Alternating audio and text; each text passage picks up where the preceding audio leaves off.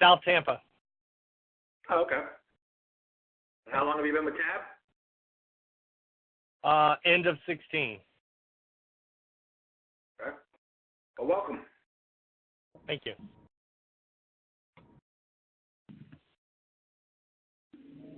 All right.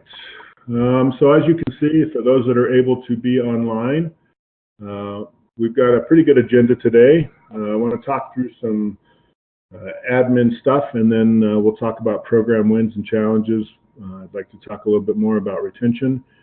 And then as we discussed last week, we're going to start integrating some discussion around the Business Builders Blueprint.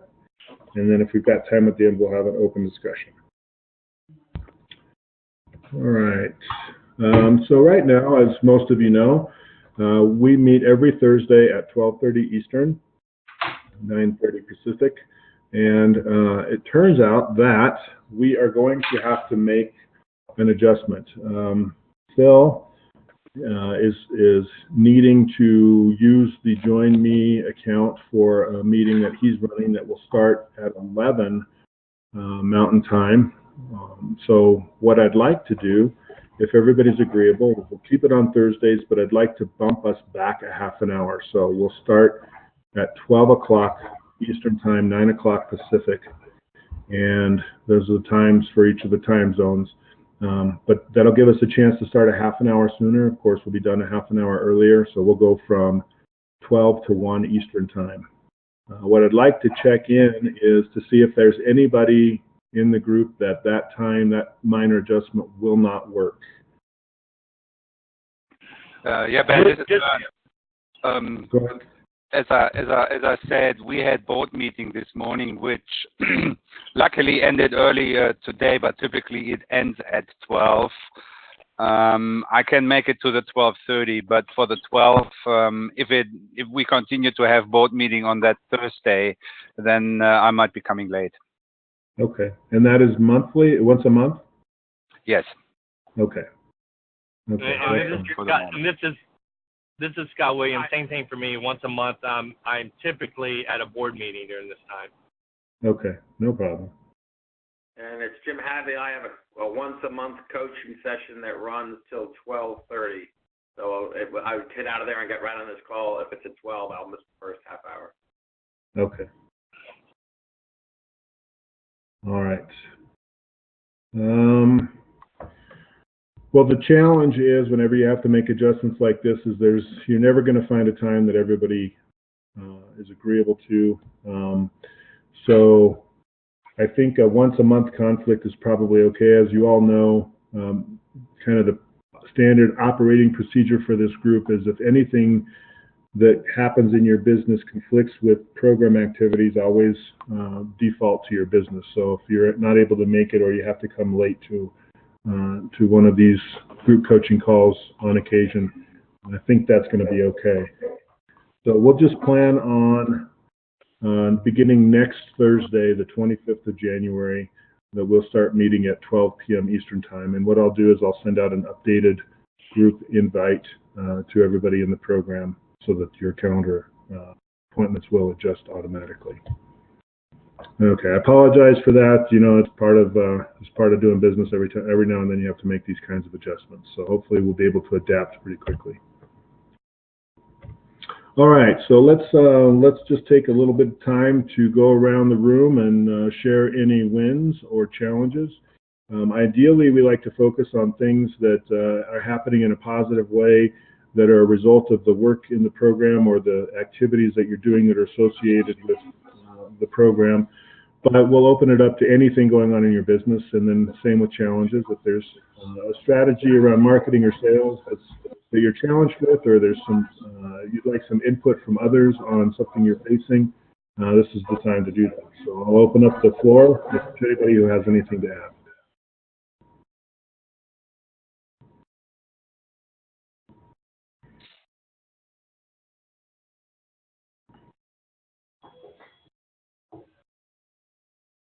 Don't be shy. This is Bernd. My winner of the week was I signed up a new member on Monday. He's going to join for the first board meeting in February. I'm going to kick him off, obviously, until then with DISC and these sort of things. So that's the good news.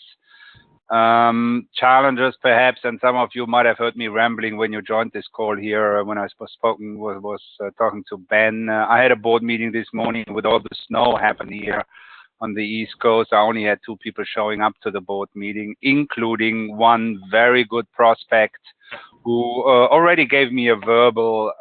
So pending some legal issues he's currently resolving, he wants to become a TAB member. So I was kind of concerned that it was only him and one existing member with the 3 of us having a board meeting. That leaves a bad taste in his mouth for his decision to become final. Or to be final, becoming a TAB member, but he still got value out of the conversation. I wouldn't call it a board meeting, but the conversation we had for a couple of hours. So I call it also a win that he remained involved. So that's my week. Well, congratulations on the new member. And I would be interested to kind of hear from others when you have a situation like that where you have very low attendance at a specific board meeting for whatever reason. What are some of the things that you do to address that? So I have 2 comments on that. First of all, going into a board meeting where I know there's inclement weather, I will typically also set up a video conference.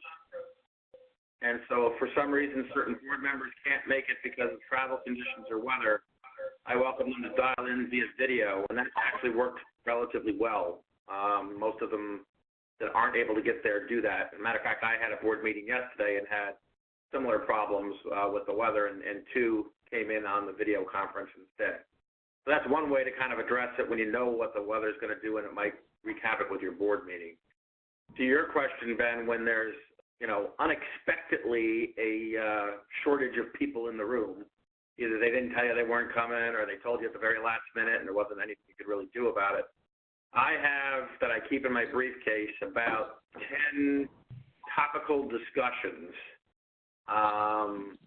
that I will work into the board meeting as a discussion for the group. So I carry them with me everywhere I go. And if a board meeting is particularly short and I need to introduce a topic to try and help move the time along, that's what I do. Yeah, that's a good idea. Can you share those 10 topics with the group? I think that's a good strategy. I don't have them handy but I will certainly if anyone wants to circulate me the group's list, or I can send them to him and he can circulate them to the group. I'd be happy to do that. Yeah, just send them to me, Jim, and I'll make sure that I send it out.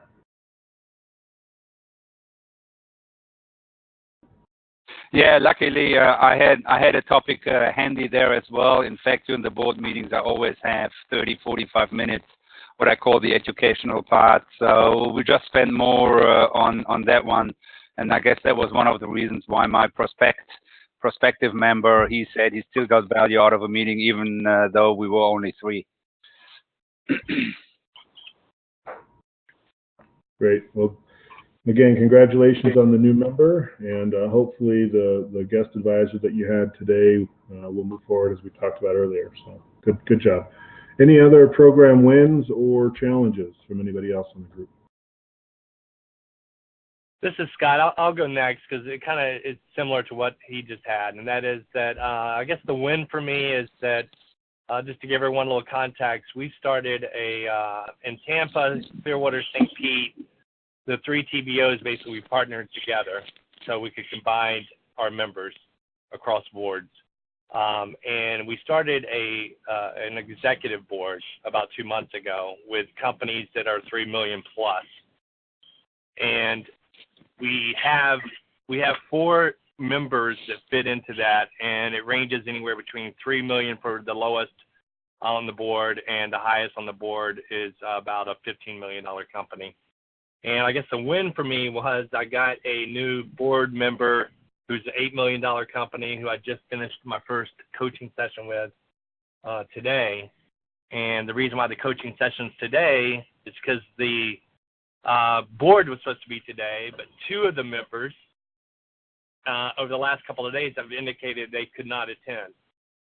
One was for birth of the first grandchild, which great, you understand that. The other, which is one of mine, has missed would be his third meeting in a row, even though he's paying. So I didn't want to bring my brand new board member to the board to do the board today with just two people, especially at that level of a board, because I just have a sense that this guy would not stay. He's that type of personality. He has an expectation that there's going to be 4 or 5 people around the table. So that was a little bit of a disappointing.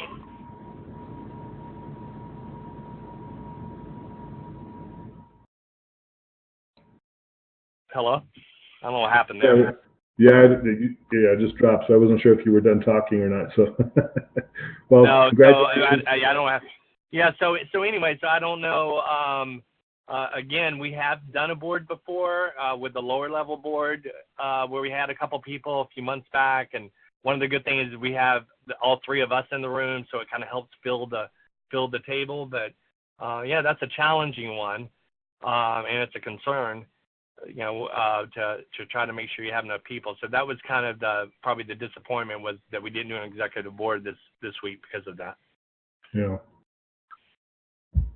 Well, congratulations on the new member. It sounds like you had a good alternative plan set up for him with the low attendance expected. Hopefully next month he'll get to experience the full board and what that's like. But I think you're very wise in anticipating that he would not have responded well in a situation where there was low attendance like that. So, right. Yeah. All right. Anybody else with a win or challenge?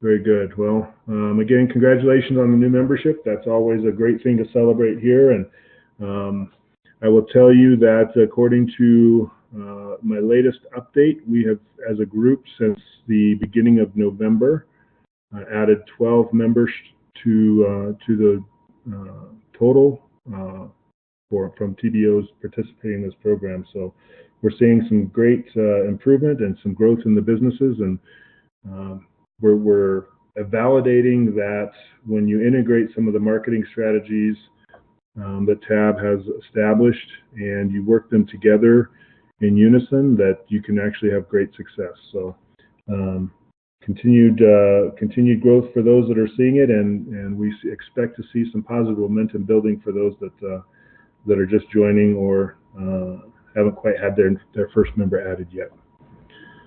All right, so let's move on to talk about some member retention strategies. Obviously, one of the primary focal points for member retention at TAB are the 4 disciplines of engagement.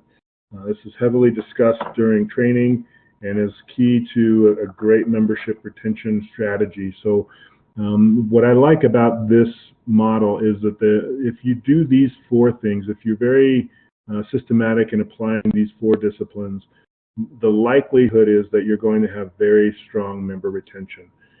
If you're personally experiencing low retention with your membership, the first thing that I would encourage you to do is to go back and look at these 4 disciplines and see where you might be able to improve to increase your retention strategy. So we're just going to run through them very quickly. Now, the first of the 4 is be a great coach. That's my favorite one because that's what I get to do every day. And I think the one-to-one relationship, the coaching relationship that you establish with your members is absolutely vitally important to them staying with you long term. It's not just making friends, but it's becoming a go-to person in their life, somebody that they can rely on. It's being able to ask great questions, to challenge your member to think of things in a new way or to approach problems from a different perspective. It's helping them understand the value of the boards that they're participating in and how to be a great member in that board and coaching them to that level. We've had discussions with several TBOs about bringing on new members who might not be ready for a board seat. but using the first 2 or 3 months to coach them into that level of performance so that they can bring value to a board. So being a great coach is the foundation of every relationship that you have. And if you're having trouble with retention, that's the first place I would encourage you to look. Are your members getting value from the coaching sessions that you're having with them? The second discipline is facilitate high-performing boards, obviously. So once you get a member and you've established a great coaching relationship, as we've already discussed this morning, facilitating high-performing boards becomes essential to keeping members long-term. It's a key part of the TAB differentiator, having these boards. So making sure that your boards are operating at a high level is critical. So, having strategies for low attendance, or making sure that your board members are fully prepared to participate. When you're prospecting for new members, making sure that they're really high-value business owners who are going to bring experience to the board. We don't want to just sign members for the sake of signing members. We want to be thoughtful about how we're adding membership to our boards. And I know that can be a challenge when we're trying to build membership, but at the same time, you're not going to keep a strong board if you're just adding whoever comes through the pipeline. Being very diligent to consider their level of expertise and how well they would fit. And then making sure that they're on the right board. Not all personalities blend well together. I was talking to another TBO earlier this week, and has a member who is just not sticking, and the issue just might be that they're on the wrong board. And so one of the solutions is offer them an opportunity to participate in another board that you're operating, and see if that's a better fit for them. We know oftentimes, for example, with boards that are full of high D personalities, if somebody comes in that's an S or a C, they can get run over, and they might never get a chance to have a voice. So it might not be the right type of board for them. So be thoughtful about the personalities in the room, about the experience that you're bringing into the board, and make sure that whoever you're adding is bringing value to the board. And that you're always working on your facilitation skills to be better at making sure that you're keeping the meetings moving forward and addressing the things that you need to. The third discipline, of course, is maximize the value of available tools. This is ever changing and growing, and engaging your members with the tools that TAB makes available is very helpful. In the past, SBL and Business Vantage were critical. Now, Business Builder's Blueprint, it's a great tool, and if you're not engaged with your members in using the Blueprint, then it's probably an opportunity for you to improve your relationship with them. Admittedly, not every business owner is at a point where the Business Builder Blueprint will be what they need, but there are components and pieces of that blueprint that can bring value to any business owner's operation. So some of it's gauging the savvy of your business owner, but looking for those tools that are available through TAB and other resources to make your boards more effective. Bernd has shared that he always brings some education into his boardroom. He always prepares something to hand out or to talk through with his board members, often including a self-assessment piece to that, to help them always be challenging and growing themselves. So look for other ways that you can bring value by adding tools and introducing your members to the tools that are available. And the fourth of the 4 disciplines is become your member's trusted advisor. This might be one of the most challenging pieces, but to me, this is the secret sauce of long-term membership. When you find that your members view you as their trusted advisor, the question about value on a monthly basis goes away, and they're going to be there for a long time because you've made it into their inner circle, at least in their business life, and to break that relationship becomes extraordinarily challenging because in essence what they have to do is they have to replace you with another trusted advisor. So this is probably the primary goal in developing your relationship with members, is to get to the point where you know that you're viewed as that trusted advisor. And when you're the first person that they call when they face a new challenge, you've made it to that point of being a trusted advisor. When you're in the first 5 people that they call, you've made it to that point where you're a trusted advisor. If you're always finding out about your members' issues after the fact, then you've got some work to do to build that relationship and continue to invest to the point where they look at you as somebody that they need to include when they're facing challenges. For those that would like a little more information around these 4 disciplines, on the TAB intranet, of course, there are 4 webinars focused on each of these. It's in the member retention toolkit. If you can't find it, just let me know and I'll send you the link. But we should all be able to find it there. Up in the upper left-hand corner of the screen, once you get into that retention toolkit, you'll see these webinars listed. So they're about, I think they're all less than an hour. And so if you've got some time and you want to focus on any of these areas, it would be worthwhile to go through and listen to those webinars.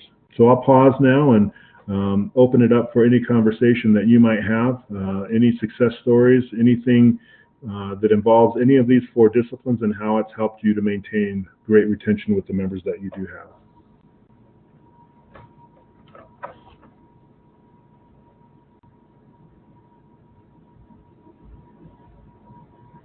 How many of you feel that with your membership, you're consistently getting to that trusted advisor level?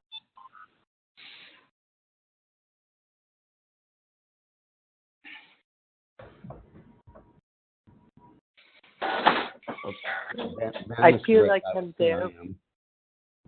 Go ahead, Valerie. I think Rick was saying something more positive. I would say that I am at that level with certain of my clients. Yeah, and I think that's pretty. Yeah, I think that's pretty common, Valerie. I think it's hard to have that level of engagement with every member, especially as you're always bringing on new members. But just knowing that you've achieved that with several should be encouragement that you're able to do that and can expect that going forward. Rick, what was your comment? I was just going to say I definitely feel I've achieved that level with at least one member, but as you know, Ben, I've only got 2 total, so the other one is pretty new, and I'm working on that trusted advisor status there too. So, but she will definitely call me on anything and everything, or text me. So, I feel very confident. Yeah, good. What are some of the things that you intentionally did to achieve that level of trust? For me, if you're asking me that question, Ben, I've intentionally met with her frequently. We've talked about all levels of the challenges she faces both within her organization that she leads and the organizations outside that she deals with. And I've come in and sat with her and helped her coach some of her team members and I've gone to all levels, even helping her do reviews and helping her to coach out an underperforming employee. And we've basically been through a lot over the 9 or 10 months, I guess now 10 months. And her team is now aligned the way that she's wanted it for a couple, 3 years, and she's hired in some really top-notch people. And she sent me an email saying how happy she was coming in the first week of January and having her whole new organization and how great things are this year compared to 2017. That's awesome. Yep. Excellent. Very cool. Well, congratulations for that. Thank you. I just need to do it 100 more times. Yes, exactly. How about some of the others of you? What have you done to achieve that level? What are some of the intentional strategies that you've used to gain that trusted advisor status with your members? So, some of the things I've done recently that seems to work well is when I'm in a coaching session with a member and they start talking about an upcoming one particular that I had on Monday, was putting together a marketing plan she was going to be presenting. And so once I kind of went through what those action steps were and kind of made her commit to a time and when she was going to deliver it, I asked her who was she going to run that by, either at her company and or outside of her company, and she really didn't have anyone. So it was obviously an opportunity. So I asked her, I said, hey, Terry, I said, why don't you do this? Why don't you go ahead and put on your calendar a time in the afternoon that you can talk to me about it and, send it to me in advance so you'll have someone else to give you some feedback. She goes, oh, that'd be a great idea. I'd really appreciate it. So it was an opening that I saw and offered, and she accepted, for me to do it yesterday. And it also drove accountability for her, is what she told me. So I thought that was a good opportunity to kind of seize the moment. Yeah, I think that's excellent, Scott. I think that is a very, very intentional thing that we should all be looking for whenever we're talking to members who have something that they're working through. Just offering to do a review or to provide some feedback can be invaluable. And many times our members don't think about that. It doesn't cross their mind that we would be willing to do that for them. But you do that once or twice and you give them good quality feedback that helps them improve the quality of the product that they're delivering, and you quickly find yourself in that place. And now you're the go-to person when they need that help. Right. Yep. So I've been trying to do that, and I did that today with my the new client today. I haven't offered that yet, but he's putting together an infographic for a new sales process and asking when it would be done. And, I probably will follow up, and as part of my follow-up, asking, would you mind sharing that with me at the completion so I can take a look at it? So I think that's a couple ways that you can intentionally try to get to that piece. It's something, I don't know if you guys have, I was asked, has anyone else read any books or any kind of material around this area of being a trusted advisor? But I did read one in the last couple of months called The Trusted Advisor, ironically, by Charles Green and Robert Galford, Galford. But anyway, a lot of that kind of information is in there. And even if you do know it, it kind of makes you reflect on it and think about, your next session, how you can incorporate some of the tips they have in that book. Yep, awesome. Thanks for sharing that. Anybody else? We'll just spend another minute or two on this. Anybody else have something that they do intentionally to try to gain that trusted advisor place in your members' lives? Yeah, this is Bernd. One thing I'm doing is when we meet for a coaching session, it happens frequently that there is some talk about what happened in their private life, let's say the last 2 or 4 weeks. And if they're willing to share, then I'm openly listening, show empathy. If there are challenges, and have a conversation outside the business conversations which we're going to have anyway. And to top that off, I've made it a little bit of a habit to take out my my members probably every 3-4 months out for lunch, and I kind of prime them up front and saying, look, I don't really want to talk about business unless you want to. And let's just have a private conversation. So just taking this a little bit outside of the typical structure which we have at TAP, and whatever they're willing to share, I'm more than happy to contribute to the conversation and show empathy. Yeah, Bernd, I think that is you're right on the money. In my own personal experience, that has been one of the key indicators of gaining that trusted advisor status when members or clients start to share personal information, private confidential information with you, not just to download, but looking for advice, looking for ways that you might be able to help or support. I think that is there's no doubt that at that point you've made that transition. And I think one of the critical pieces of that is when you get that personal information, engaging, your members' personality style is following up. The next time you meet, hey, you told me last time that that your daughter was going in for an exam or something like that, or you were concerned about something with her health. I've been thinking about you. I wanted to know if everything was turning out okay. Of course, you have to be prepared. It doesn't always turn out okay. But again, we want to be there to help our members. One of the things I say often is that if you're not right, your business will never be right. So, taking it to that personal side can be absolutely critical in building that relationship. Yeah. And maybe to add to that, Ben, is sometimes I even go beyond, what I guess what we're doing here at TAB. For example, one member, he had an altercation between two employees, and he wasn't too sure how to handle it. And that was the end of last year. So I suggested to him, why don't you have some sort of sensitivity/harassment training?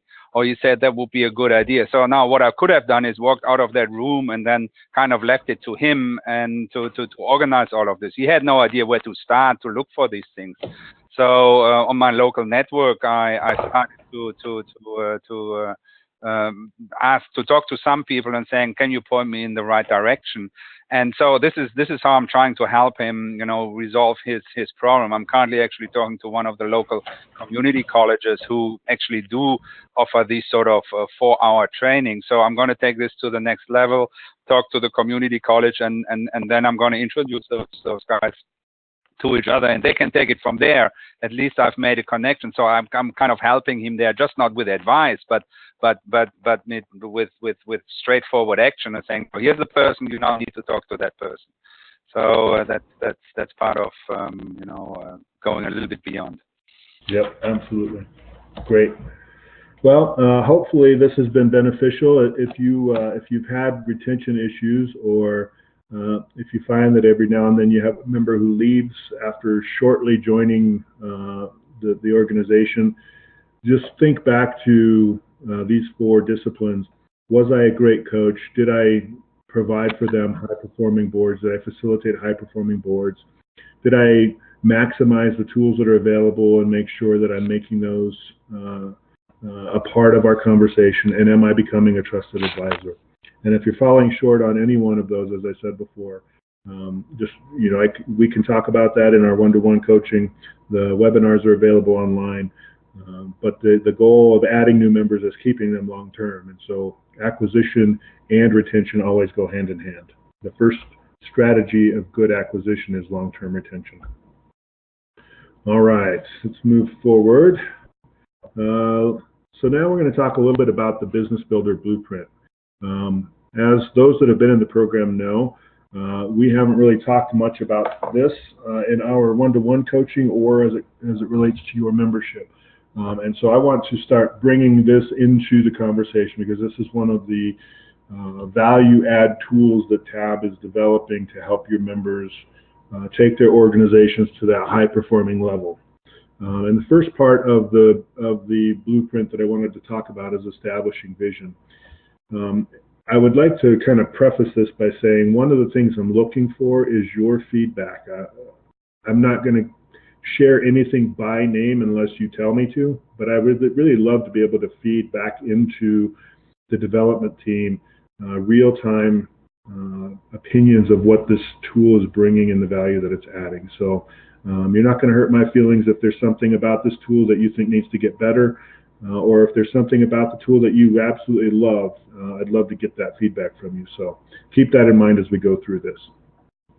So the first part, or the first step in the Business Builder Blueprint is establishing vision, for both personal and corporate vision, and going through the wheel exercise to kind of set where you're at, where your members at, both personally and from the corporate perspective.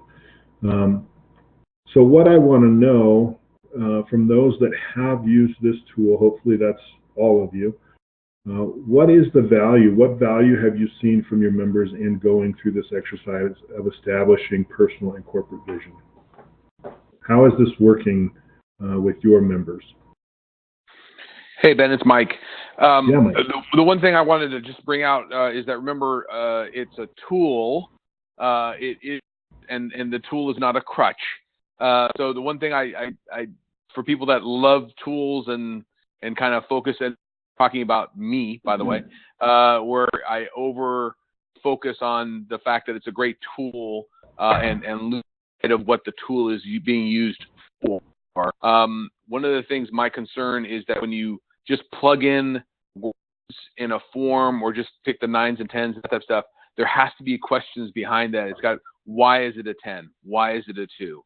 And then at the very end, when they get that vision written up, that there's an actual visceral attachment to that personal vision, as opposed to having completed an exercise filling in words to a block, because it's so critical going forward to be able to use that as the linchpin of why are you doing what you're doing. If they put no value in that personal vision and they were just filling in blanks and filling in numbers, you really don't have anything to help them with. There's no realness behind it. So that's my observation. Yeah, Mike, I think that's spot on. And I couldn't agree more that we often use these things as crutches rather than really leveraging them to add value as the tool that they're intended to be. And I could not agree more that this should not be just an exercise of clicking numbers. There has to be a discussion behind this to really ferret out what is the true vision. What does a 9 mean to you? And what would a 10 look like? And what do you have, is it possible to close that gap? And, just really digging in and trying to understand what they mean so that the vision statements do provide that linchpin or that cornerstone for what they're trying to do moving forward. I think that's excellent. Any other thoughts how this is working or what your feedback is from your members as they're going through this vision exercise? This is Mike. Some of the questions, at least one of the categories, is asking a yes/no question, and I don't think that's appropriate. It should be, the rest we're talking about to what degree is it, and then you can put a number on it and all that. But if it's a yes, just the question is posed. When you hover on each category. Yep. The way the question is posed, the answer would be either yes or no, and it shouldn't be that way. So just look at the categories and hover on them, and you'll see. I can't remember which one it is, but it's. Yep. I don't know if you have it up, but no, so I don't have it up. It shouldn't be a yes. It shouldn't be a yes/no answer. I agree. Yeah, I have not caught that, but I will go back and I will hover, and I'll definitely make sure that that is adjusted as much as I can. What else? How have your members received this, or have they found value in going through this activity? Anybody? This is Scott. I just went through it today with my new member, and actually pulled it up and started going through it and hovered over it, which was helpful. And I think he liked the visual, and I did use the strategy of, talking about where he was. And I think, number one, it's really good because as you go through and talk about where he is and then where do you see what does it look like if you're a 10, you're really able to start seeing kind of where the pain is. And then, for example, for this member today, it was definitely around his health. He's grown over the last 2 years. He's doubled each year his revenue, and it's been very, very stressful, and his health has suffered because of it. But I guess the question I have, and again, I'm not in front of it now, and I can't remember, but one thing that may be helpful is, the question he asked me is as he goes through and puts in the block of putting in kind of what this personal vision will be, kind of against the gap, meaning that, what does a 10 look like or 9 look like? How does he take that down and distill it down to the personal vision? Do I have any examples? So I don't know if there could be some examples in the actual exercise that we could put. And then also, does it generate, and maybe you guys on the call, maybe it does, I missed it, but once they go through and click all their numbers, does that come up with a number, like a baseline number of where they are? Yeah, it gives them a percentage. Yep. It does give them the percentage. Okay, I couldn't remember. So I think just to have that kind of example. And then my final really question for the group is that up until now, I've never, I've gone through and I've put it both in the builder's blueprint and then before, where we would put it in the personal vision. But I really think this time, starting with this guy, maybe even working backwards to my other members, is I think I want to be able to put it on something that I basically give them so that it's physical and they have it. I just think there could be a lot of value to actually use that as leverage. And because this is the first exercise they do, and I think getting something physical would help kind of solidify the commitment. It would help with the momentum moving forward. So I'm starting to look into what that looks like. I'm a little sensitive to it only because, one of the things we tell them is it's not in stone, right?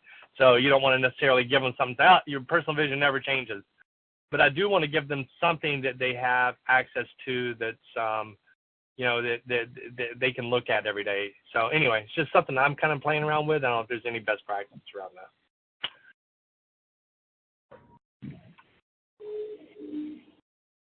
Any This feedback?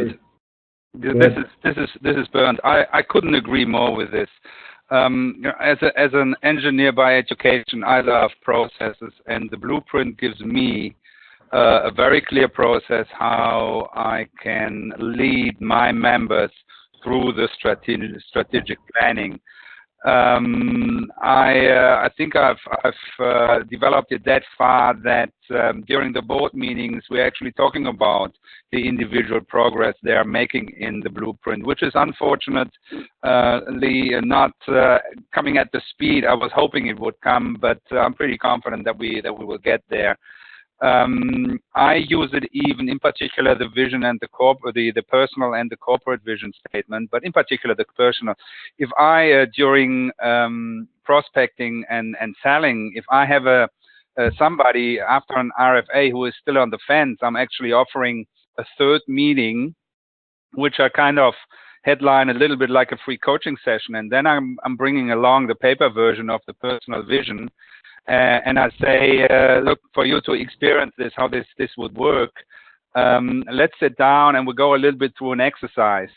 And each one of them so far, then they've never done that before.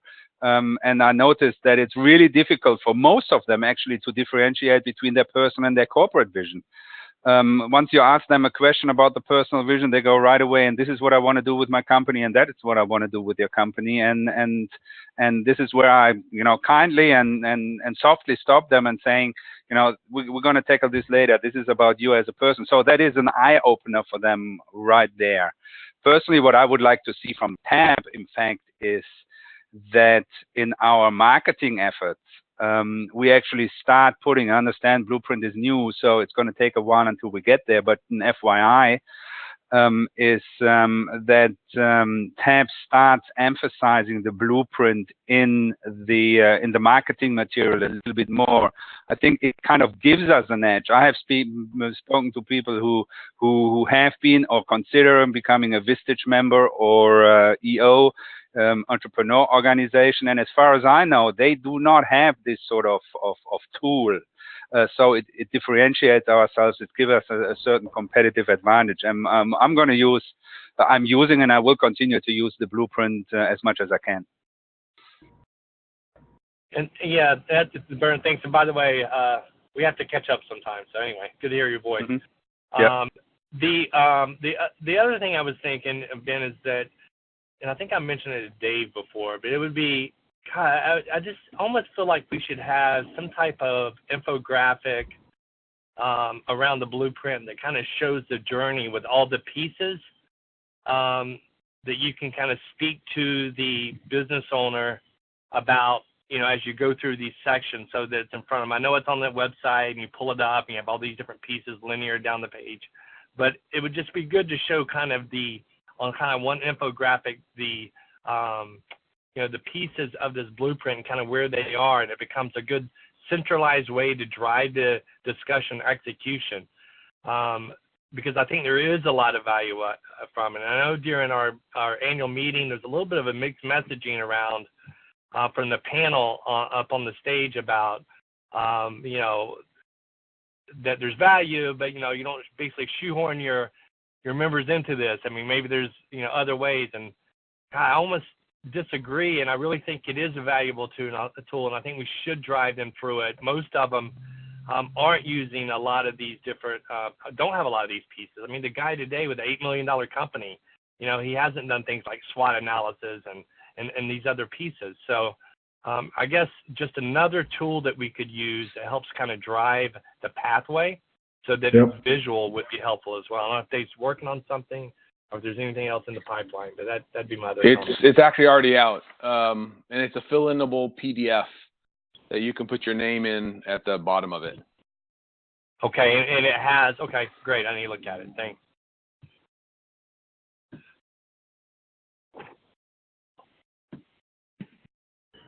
Excellent. So I'd ask a question on that. And where is that? I would like to see that myself. It was sent, I think. I'm almost sure that I got it in an email, but it may have been on the tab intranet.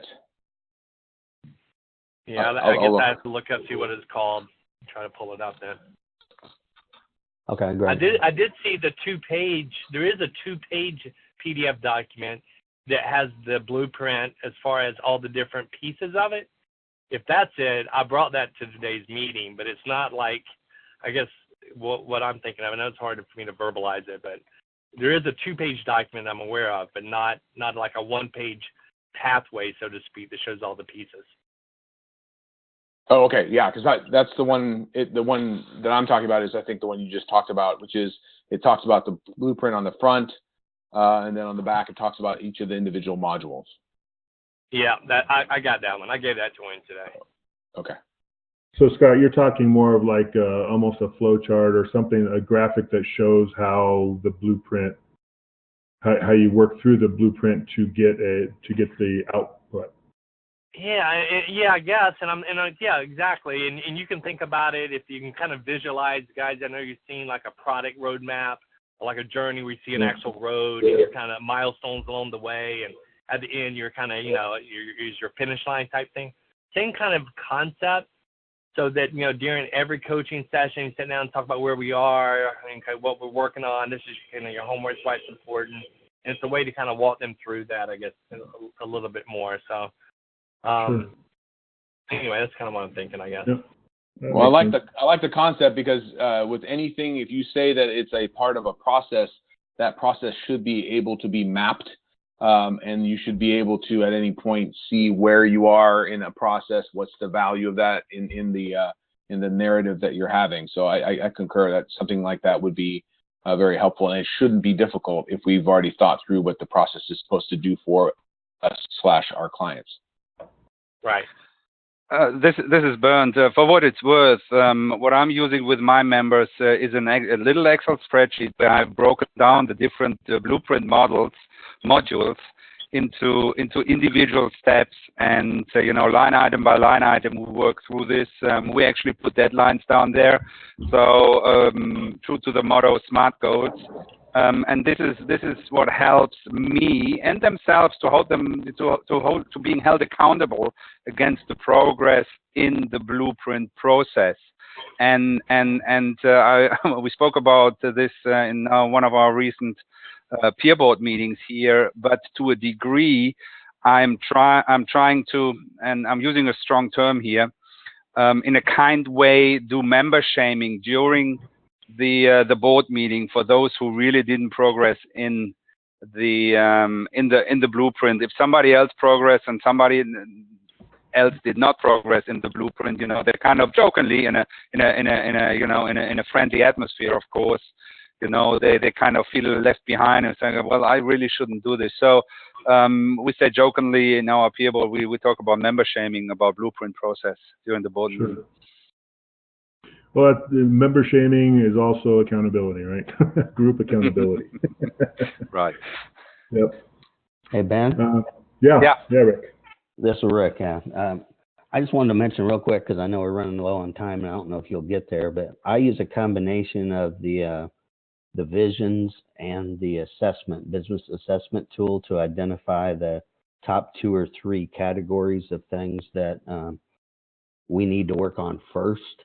And then I delve deeper into those questions within the assessment, notice where they overlap with the visions, and we talk about those. And then that's how we identify our critical success factors and KPIs both. And I'm using those to coach people towards, where we need to go and then week by week and that kind of thing. And so far I'm having some success with that. Yep. Yeah, that's a great point, Rick. Yeah, go ahead. Yeah, I was just going to say that's a great point. With any tool or any system like this, it's designed to work collaboratively across the tool. So each piece builds, and you should be able to use the comprehensive tool to kind of focus in and identify those critical success factors, KPIs, key tasks to getting from here to there. And yeah, that's exactly what it's designed to do, Rick. Yep. Well, I know we're running low on time, so I didn't know if you'd get to all of it, but there's a lot of pieces there that I think are really valuable. Yeah, there are, and my plan is to kind of talk through the various pieces in the weeks ahead, because one of the things I want to understand from this group is what's working, what's not working, how do we make it better, just as the different pieces. Because with every new development, there's some pieces that are awesome when you first launch it, and there are other pieces that clearly we need to put some more effort there. And so it's just trying to help me understand where we're at as a group with this tool, the level of integration in the member process. And, my last question with this, and to Rick's point, we only have a couple minutes left. How many of you are using the Business Builder Blueprint for your own business? Are you just asking your members to do this, or have you taken the time to go through and develop your own personal vision and your own corporate vision so that you can stay on track with what you're trying to accomplish both in your personal life and in your corporate life? And I won't go around and member shame everybody as Vern does, but just think through, if you haven't done this exercise, it's a very valuable tool to help you really hone in on where you need as a business owner to focus your efforts to grow and to improve the quality of your personal life and the effectiveness of your business life. So I'll be asking you all in our one-to-one coaching sessions how this is going, and we'll have a conversation around the tool, in that context rather than doing it here. But I want you to start thinking about this. If you haven't done it, why haven't you done it? And what would the harm be if you did do it? And if you are doing it, I'd love to hear what kind of value it's added for you. And like I said, we'll do that in our individual coaching. All right. Thanks for this discussion. I've really enjoyed it. It's been very helpful and insightful for me, and hopefully for you as well. This is the portion of the program where we open it up for discussion on any topic that you might have. And being time sensitive, we've got about 2 minutes. So if there's something that you'd like to share or ask the group, and you can do it in 30 seconds or less to give somebody an opportunity to respond, go for it. I'm just responding to Rick's earlier. It was the business role is the one that it's the yes/no question. Are you involved in company activities that you enjoy doing and have the greatest potential impact? So I agree with him that that's too much of a yes/no question. It should be more of a are you satisfied with kind of question. Yeah, thanks, Scott. Or was that on Mike? the blueprint? Are you able? That wasn't Scott. Are you able to do the? I'm having to access your members' personal vision, everything through the blueprint. Oh yeah. Yep. I couldn't figure out how to do that today. The easiest way for me is to just go to the right under manage the member's name, under manage members, and then just click on the manage members and do the login as, and log in as your member. Yeah, you log in as your member to view it. Yeah. Oh, I log in as the member with my information. Yeah. Yep. Well, you don't even have to okay. log back in. You're already logged in. You just click on log in as member, and it just takes you there. Okay, because I could do it before with builders. Okay, got it. Thank you. Mm-hmm. Any other final comments or thoughts?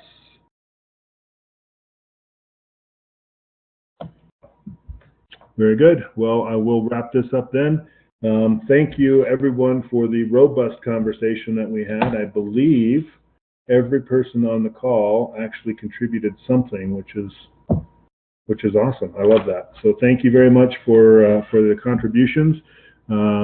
As you know, I've recorded this. If you'd like to go back and review any portion of this meeting, you can do that. I'll be sending out a link to the group once it's uploaded to our YouTube page. Just for those that might have been looking for last week's, apparently there was a technical issue with the recording and it didn't upload or it didn't save properly. I'm not sure if I'm going to be able to get that one, but typically these are made available through our Next Level Program YouTube page, and I'll send that link out once I get this uploaded. If you've got any questions or anything you'd like to follow up on from this meeting, please don't hesitate to reach out to me. Email is the easiest for me to kind of catalog, but if you want to call and have a quick conversation, we can usually accommodate that as well. With that, a reminder that we have an owner-to-owner sprint call session scheduled for later today at 1 p.m. Mountain Time, so that's 3 p.m. Eastern Time. If you're able to attend that, you're welcome to. With that, we'll go ahead and wrap up this call and thank everybody again for your great participation. Have a great rest of your afternoon and a good end to your week. Thanks, Ben. Bye-bye. Thank you all. Thanks, Ben. Thanks, everybody. Thanks. Thanks all.